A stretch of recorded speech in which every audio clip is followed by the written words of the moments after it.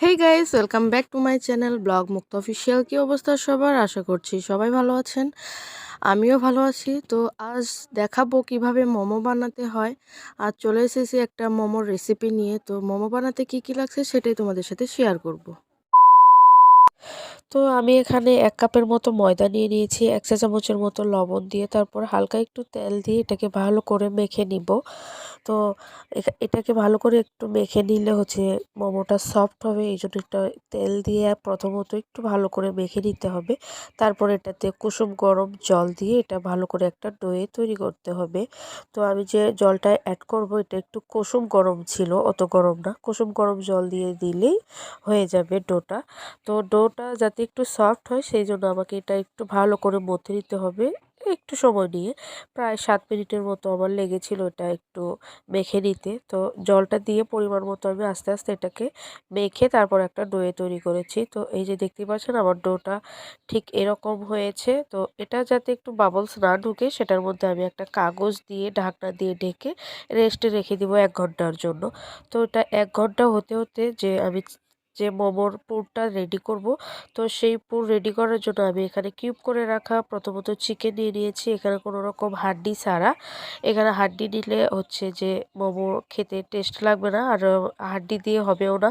তো সেই জন্য শুধুমাত্র চিকেনটা কেটে নিয়ে তারপর এটাকে আমি ভালো করে কিউব করে কেটে তারপর আমি এটাকে একটা যে ফ্রাই করব সেটার জন্য আমাকে এটা একটা হচ্ছে পুর রেডি করতে হবে। তো পুরটার জন্য আমাকে চিকেনটা খুব ভালো করে এটাকে কেটে নিতে হবে একদম সফট করে, কোনো দানা দানা বা হচ্ছে যে একটা দলা পেকে যায় ওরকম না, মানে এটা একদম সফট করে হচ্ছে কেটে নিতে হবে। এই যে দেখতেই পাচ্ছেন ঠিক এরকম অবস্থায় এটাকে পুর তৈরি করতে হবে।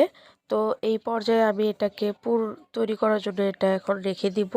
তো এখন আমি পুরটা রেডি করার জন্য আমাকে একটু ভেজে নিতে হবে যেগুলো, সেগুলো হচ্ছে কয়েকটা আমি কাঁচামরিচ কুচি দিয়ে দিয়েছি আর কয়েকটা পেঁয়াজ কুচি দিয়ে দিয়েছি। তো এটাকে আমি ভেজে নেওয়া হয়ে গেলে এর মধ্যে আমি 1 চা চামচের মতো রসুন বাটা, 1 চা চামচের মতো পেঁয়াজ বাটা দিয়ে আমি এটাকে একটু ভেজে নিব।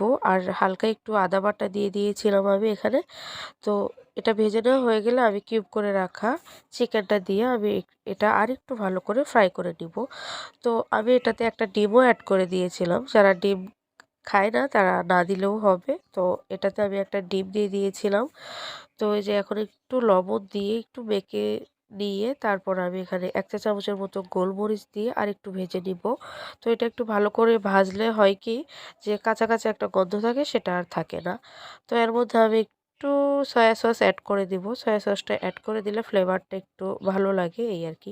তো আমার ভেজে নেওয়া শেষ, নামিয়ে নিলাম সেটা। এখন আমার যে 1 ঘন্টা জন্য রেস্টে রেখে দিয়েছিলাম সেটা আমি বের করে নিয়ে তারপর আমি এটাকে আরেকটু 2-3 মিনিটের মতো মথে নিয়ে তারপর আমি এটাকে লেচি কেটে নিব। তো এটা একটু সফট হয়েছে, অনেক বেশি সফট হয়েছে। এটা সফট হইলে একটু খেতে দারুণ লাগে। তো আমার লেচি কাটা নেওয়া হয়ে গেছে। তো এখন আমি একটা একটা করে লুচিগুলো বেলে নিব। তো এটা বেলে নেওয়া হয়ে গেলে আমি যে এখানে পুরটা তুলে নিব।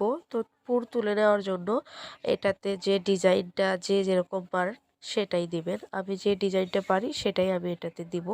তো আমার একটা লেচি কেটে নিয়ে বেলে নেওয়া হয়ে গেছে। তো আমি আরেকটা লেচি দিয়ে এটাকেও আমি বেলে নিব। তো সমান করে বেলে নিব আমি। তো আমার এই লুচিটাও আমি এখন ভালো করে বেলে নিব সমান করে সবগুলোই। তো এটা বেলে নেওয়া হয়ে গেলে আমি সবগুলো লুচি আমাকে বেলতে হবে। তো পরের একটা ব্লগে আমি অন্য ডিজাইনে দেখাবো। তো আজকের ব্লগে একটু অন্যরকমভাবে, মানে খুব সহজ পদ্ধতিতে এটা আমি আজকে বানিয়ে দেখাবো। তো এই যে আমার একটা লেচিতে আমি 1 চা চামচের মতো পুর ভরে নিয়ে তারপর আমি এটাতে একটু সিম্পলভাবে ডিজাইন করব, যেটা পারি সেটাই। তো অনেকেই আছে যে অন্য অন্য বিভিন্নভাবে এটাতে হচ্ছে যে ডিজাইন অ্যাড করে। তো আমি যে ডিজাইনটা পারি সেটাই আপাতত করে দেখাবো।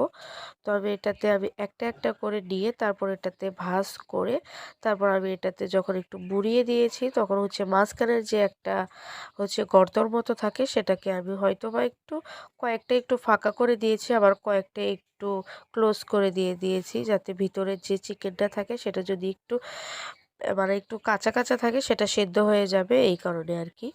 তো এই যে আমার এটাতে আমার ডিজাইন করে নেওয়া শেষ। তো আমার একটা ডিজাইন হয়ে গেছে। তো পরপর আমি সবগুলো ডিজাইন করে নিব। তো সবগুলো ডিজাইন হয়ে গেলে তারপর আমি এটা সবকিছুর জন্য রেডি হয়ে যাবে।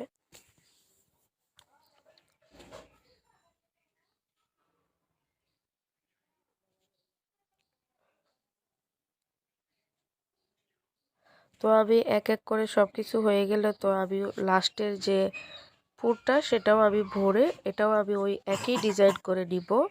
তো আমার এই ডিজাইনটা হয়ে গেলে আমি প্রায় সবগুলো একই ডিজাইন করেছি।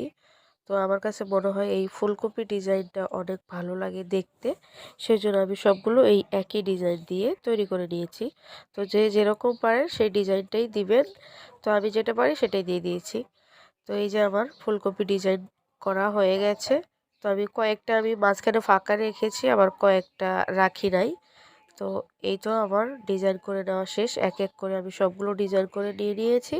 তো এখন আমি একটা করে পরিমাণ মতো হালকা একটু গরম জল দিয়ে দিয়েছি। তার উপরে আমি একটা রাইস কুকারের ঢাকনা দিয়ে এখানে একটু তেল ব্রাশ করে দিয়ে দিলাম, যাতে যে আমি মোমোগুলো দিব এটা তুলতে গিয়ে যেন একটু ভেঙে না যায় বা লেগে না যায়, সেজন্য একটু তেল অ্যাড করে তারপর আমি এক এক করে সবগুলো মোমো এর মধ্যে দিয়ে দিব।